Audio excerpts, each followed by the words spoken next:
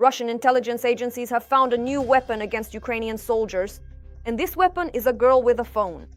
Since the beginning of 2026 alone, there have been 6 contract killings. All of them arranged through Telegram.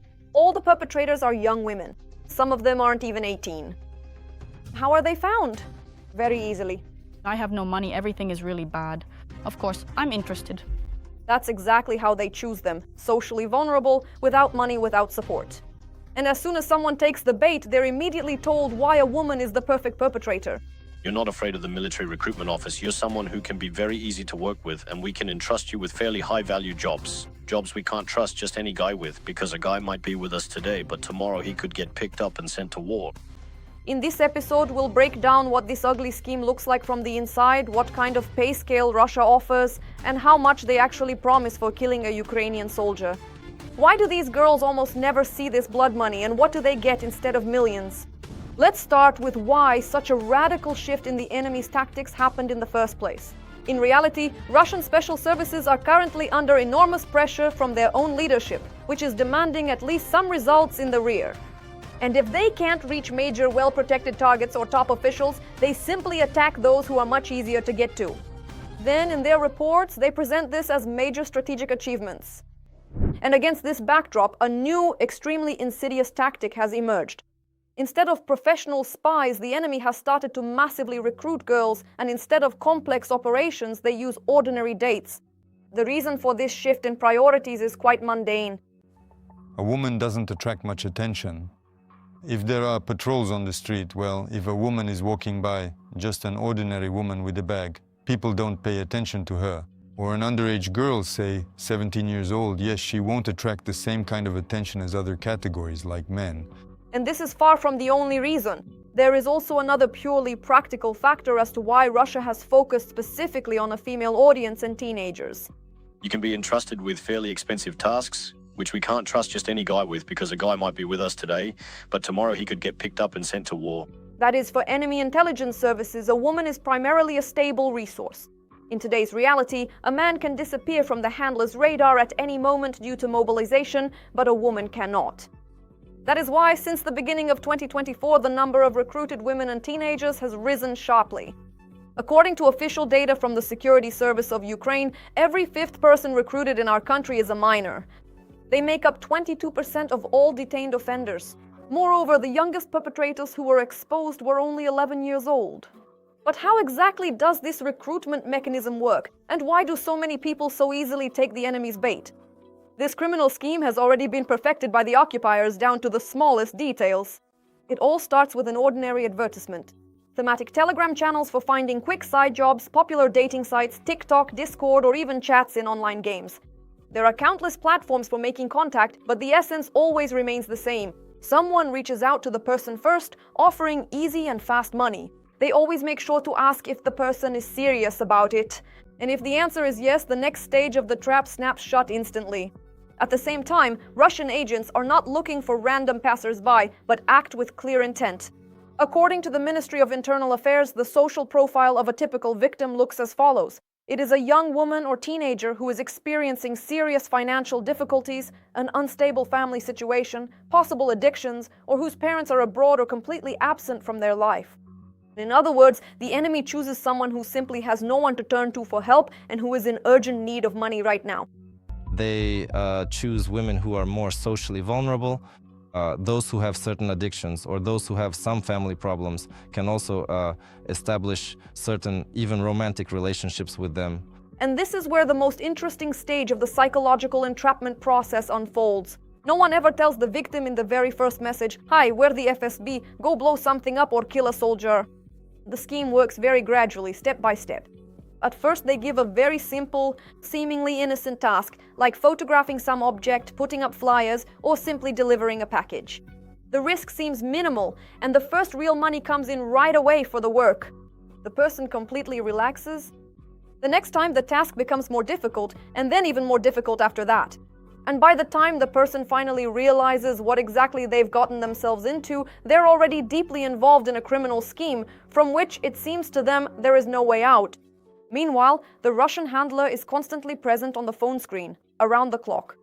He writes constantly, offers support, and skillfully manipulates emotions. Often, agents even imitate romantic relationships, engage in prolonged correspondence, flirt, and drop hints about deep feelings and a shared future. Everything is done to make sure the person doesn't slip off the hook. The money itself is paid out in microscopic portions, just enough to maintain financial dependence and motivation to keep working. A separate and extremely important element of the system is the verification of completed work. Simply writing to the supervisor, "I've done everything," won't work.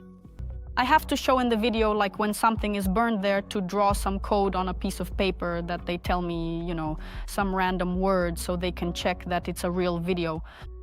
Thanks to this, the Russian reporting system is completely protected from attempts at deception by the mercenaries. Mandatory geolocation, clear video, a unique code word, and a timestamp. The handler, while remaining completely safe on Russian territory, remotely controls and verifies every step of their victim. And now let's move on to the financial side of the issue, because money is the main driving force behind this recruitment. And here we have specific figures. According to court rulings thoroughly analyzed by journalists from Channel 24, the official Russian pay scale looks like this. For anti-Ukrainian graffiti on buildings, they promise about $200. For setting fire to a railway relay cabinet, $1,000. But for eliminating a Ukrainian serviceman, the rates are much higher. There, the amount ranges from several hundred to several $1,000s. However, there is one critical nuance that Russian special services never warn about in advance. The promised thousands of dollars are almost never received in full by the perpetrators. Payment is made in small installments through cryptocurrency wallets in tiny amounts. And in some documented cases, Russia has cynically eliminated its own agents by remotely detonating explosive devices right as they were being planted. This is done in order to quickly cover up all traces of the crime. Minister of Internal Affairs Ihor Klimenko has spoken about this openly. For Russia, these people are nothing more than disposable material, and the occupiers are absolutely unconcerned about their fate or survival. To clearly understand how this horror works in practice, it's worth looking at a few specific, officially documented tragedies. These are not abstract stories, but real criminal cases. Kharkiv. A 19-year-old girl rigged an ordinary electric scooter with explosives and remotely detonated it, killing a Ukrainian soldier. As a result of the terrorist attack, a 26-year-old defender was killed and another soldier was seriously wounded. The girl was following instructions from Russian handlers, which she received via messenger. Another example, Bushtinska TPP. The person involved in the case is a teenager whose mother works in the Czech Republic, leaving the child in Ukraine essentially alone. His task was to direct an enemy missile strike at a critical energy infrastructure facility. It is precisely this kind of social and educational vacuum that Russian special services seek out and methodically fill with their influence. Zhytomyr, June 4th. In a rented apartment, the body of a 27-year-old serviceman was found. The examination determined the cause of death, fatal poisoning. A 17-year-old resident of Berdikiv was detained on suspicion of murder. According to the SBU, the girl was recruited through a Telegram channel where she was looking for easy money. She picked up the hard drug methadone from a regular parcel locker. The handler organized the logistics entirely remotely. After that, she met the serviceman, invited him to a meeting, secretly slipped poison into his drink, and simply walked away. Ivano-Frankivsk. The case of two teenagers who were involved in independently making explosives. Less than a week passed from their first contact with the Russian agent to the final tragedy. One of the teenagers died right while assembling the bomb. The handler remotely activated the device. The person who was guiding them online as usual remained completely out of reach. And here a completely logical and natural question arises: where was the state counteraction system at this time? After all, the security service of Ukraine possesses all the technical tools to intercept such communication channels, even at the stage of initial recruitment. Yet crimes still happen. Military lawyer Ole Leontiev speaks about this openly. The problem lies not only in the high activity of the enemy. We are dealing with a deep internal crisis. The state practically does not fill the social vacuum among today's youth. Instead, Russia enters this space extremely aggressively. We see children without proper parental supervision, without healthy motivation, and without even a basic understanding of the legal consequences of their actions. And at this moment, a handler appears on the phone offering easy money, dangerous adventures, the illusion of romance, and if that doesn't work, they move on to direct pressure and blackmail. By the way, blackmail is one of the most effective tools in the hands of the FSB. If a teenager or a girl has completed even the smallest task, the handler reliably records this fact and turns it into a powerful lever of pressure. As soon as the perpetrator tries to refuse the next dirty job, they are immediately threatened. We will hand over evidence of what you have already done to the Ukrainian law enforcement. And the person finds themselves in a dead-end psychological trap. So what awaits those who are eventually detained by our special services? For adult perpetrators, the law provides for severe punishment, up to 15 years of imprisonment or even life imprisonment under the article on state treason during martial law. For minors, sentences tend to be more lenient, sometimes with suspended terms, but this still means an official criminal record, a host of strict restrictions, and a completely ruined future right at its very beginning. At the same time, the statistics on case reviews remain complicated. In 2025, out of 233 open criminal proceedings on acts of sabotage, only 17 actual sentences were handed down.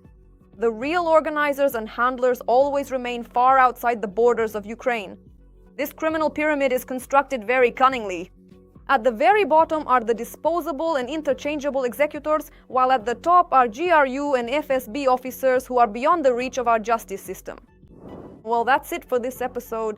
Like and subscribe to the channel to be the first to know the truth. There will be even more interesting analyses like this to come. See you in the next episode.